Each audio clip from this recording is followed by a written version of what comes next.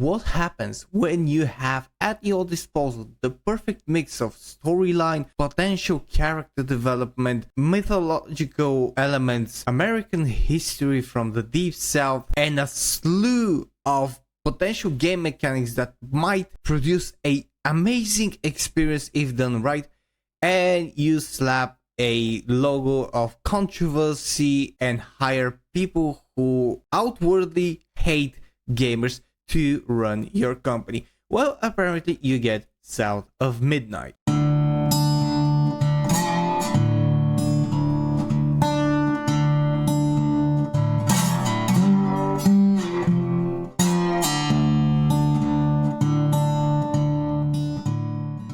Greetings, ladies and gents, my name is Hills, the bearded Balkan blabbermouth, and I am discussing, and today we are going to talk about the release of the game South of Midnight. This is a game that I was actually very excited about. I was thrilled when that first trailer dropped. I wanted it to succeed. I was very hyped to see the dark, misty, southern retelling of stories of mythological creatures, voodoo, hoodoo magic, and all of that. I was excited to see that blues trailer with this awesome song by Reverend Gary Davis called That Have No Mercy, which is an amazing song and it's an amazing listen. And I am a person who also loves stop motion animation, and this all came together. And when I saw that in 2023, the showcase, this trailer, I was like, yeah, I'm going to fucking play this to the death. And then things started to reveal themselves. First of all, we discovered that this game is produced by the company's Compulsion Game Studio, which is heavily infused with sweet baby ink and woke agendas, which again managed to initially set aside. And I was like, if that is a good game, if the game in and of itself is amazing, I'm willing to give it a chance. Then we started seeing trailers for this game, of gameplay trailers, of story trailers, and the tonal shift that was experienced in them was so apparent and so bad that it turned me off almost completely. However, not completely enough. I was still willing to buy this game at release and play it, even for only to review it and give my honest opinion. And again, afterwards, we discovered that it was going to be around 10 to 12 hours long, which is another turn off for me, because at $40, you should have the potential to be at least, in my opinion, 20 hours. And I know that there are games that are shorter, I know that there are games that are longer, but such a game needs time to explore myths, storylines, creatures, and things like this, because it's very deep into lore, into Americana lore, into the Deep South. There's so much you can literally cram in this game, and it's still going to be good. Well, apparently that's not what Compulsion Game decided, and they gave the most absurd excuse, apparently, with the short runtime, is that the whole progression of the story goes through 12 hours, which I was like, you can stretch those 12 hours very, very much. But that was not enough. We learned that it might be actually even shorter than that, which turned me off even more. And when you add stuff like this is from the community manager for Compulsion Games, Katie, or as people know her, Ta, who outwardly, publicly, just said Asian and white, aka white, at Jensen, who also said that, honestly, I hate gamers, and who also boasted that she was hired by Compulsion Game as a community manager and never at any point owned up to those claims and to those things that she wrote. Instead, she did the typical woke stuff of going protected on Twitter and just continuing doing what she's doing. We also found South of Midnight's writer's video, which is apparently an interview that she's giving. She's called Zer Lanier. I'm sorry if I'm butchering the name, and this is from an article written by Smash JT, which I will be linking down in the description below. And in this video, she explains quite a bit about what white people can and cannot do, and how diverse characters should be written and where their place is, which is very, first of all, inconsistent, and second of all, in my opinion, not honest of herself, because if you read her body language and how she actually talks and the tone that she talks, she sounds like she is being on a teleprompter and she's just reading off a script. And I'm going to actually play a little bit of that clip just to show you. I would definitely like to see more queer characters of color, not just color? just a white queer character. I would like to see more people that look like me. I think audiences have a very vocal minority of people who are very much against inclusion. There is absolutely no passion in what she's saying. This is from Bannerhub, who posted this. There is no passion. There is nothing that indicates that she is being honest here. And something else that I found about this person is that she apparently is a writer for a comic book in 2021, which was called The Bone Herder, which has some artwork, and this is from comiccon.com in actually 2020 for a crowdfunding campaign. I'm going to slightly enhance to see what the type of animation is, and I can definitely see a lot of resemblance with South of Midnight from what I have seen. Again, I have not played the game itself. I'll probably pick it up at a sale and give it a shot. So I'm not talking about the gameplay experience as well, but I can definitely see where some of the inspiration went.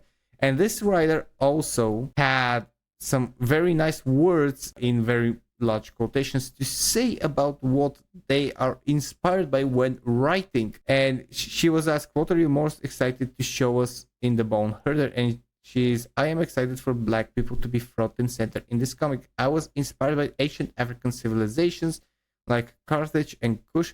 I also want to show a loving black family through the use of flashback. I'm excited for pretty much all of it. And that is fine. Of course, that is completely fine. However, we have seen time and time again where something as innocent as passion to just create a comics like this, it probably have a target audience for it or an inspiration depending on what the comics presents, can seep into what we know as activism and take a very ugly form. While her writing of comics is not bad in any sort of way in and of itself, it can definitely see how it has seeped and shaped her current alleged viewpoint, which I still believe it's not honest, and which has seeped into South of Midnight apparently as well. And when we go to the Steam DB, which is live tracking numbers very actively on every game that is released on the platform, we can see that the peak for South of Midnight is 1400 players.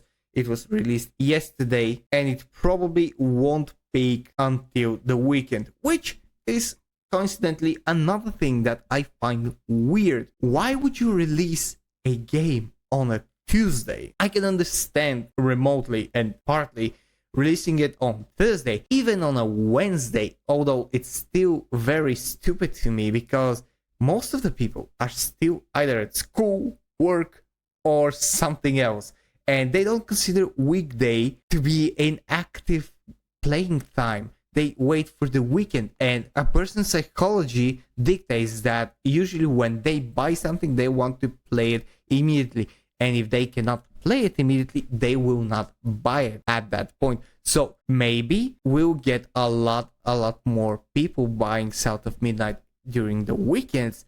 However, by that time, there will be a lot of videos, articles, and independent reviews, which, as we have seen in recent times, have gained a lot more influence than before and has actually started to partly overtake those articles from gaming websites and from official journalistic sources. And that is even true for the normies, for the people who don't deal with drama on the internet, who don't deal with the controversies in gaming, who just want to consume product and be happy with it. Those people have also started waking up. At the most recent example of that is Assassin's Creed Shadows, which has flopped more than Dragon Age the Vanguard. This means that even normal people who don't deal with this crap also have started to wake up, be more vigilant, and be more careful to what company and for what they're giving their money before just mindlessly opening their wallet and spending hard-earned cash. And this is very, very sad. Once again, I will say that I was excited for this game. I was one of the people who refused to bash this game outrightly and just speak about the disappointment that the course that the company has taken is such a bad one. And I still claim that to this day, even in this video. I do enjoy the Deep South. I do believe that South of Midnight might actually have been a very exciting, dark, greedy, voodoo and hoodoo inspired game for the Deep South with all its glory and amazing lore. However, after seeing all those videos, after seeing the trailers, after listening to people, after watching the live streams, I have become convinced that this game is a meh game that might be interesting to some people, but the vast majority of people are probably turned off by the high expectations from the beginning. Once again, if you go and look at that initial trailer, you will know exactly what I mean. You will see the tone shift with every next trailer, how it turned from this dark infused, very mature setup that was shown in that short musical trailer to a sort of fantasy world Shrek-like environment that has questionable and very controversial elements in it. And if you don't believe me, you can read the posts from people like Hill versus Babyface and other people who have played the game. I'm not going to spoil those things for you here. And again, it is a sad thing because this was for me a game that could have been great, could have been amazing, and I still would love to play. However, I am not willing to spend hard-earned money on this game because of all the controversies, because of all the things that the company has decided to do and the course that it has decided to take. The Sweet Baby Ink love story between the company and them, the hiring and refusal to fire Pikachu Lita after her very, very offensive and controversial takes, the decision to not adhere to anything that a gamer might want in this regard and just go your own way, which could be respectful if you would do it in a tasteful manner, and a lot of other things. They're just that much of a hurdle for someone like me to go and outright buy the game. In all honesty, I would spend my money smartly than recklessly. And once I play the game at a certain point, when I pick it up or I'm gifted it, then I will have a full review of this game. However, up until then, these are my thoughts from my observations, what I have seen with the numbers again, and the only thing that remains is to see what's going to happen next. I'm sure the weekend will be much better for the game. However, it will be vastly inefficient to even make them break even. And as Smash JT said, it might just be the game that ends Sweet Baby Ink for good. We can only have our fingers crossed on that topic. Anyways, this is all I have for today. Thank you very much for watching this video if you didn't till now. If you enjoy my content, press the like and subscribe button. And also, if you want to help me move to the full-time YouTube thing, click the join button and become a DiscussThing Guild member. Your membership also helps animals in shelters and homeless animals with food, veterinary care, and all sorts of caring for them during these times. The same thing can be done through the Patreon link down in the description below. Thank you very much for watching. My name is Helzo. This was DiscussThing, and I will see you guys in the next video. Cheers and stay fresh.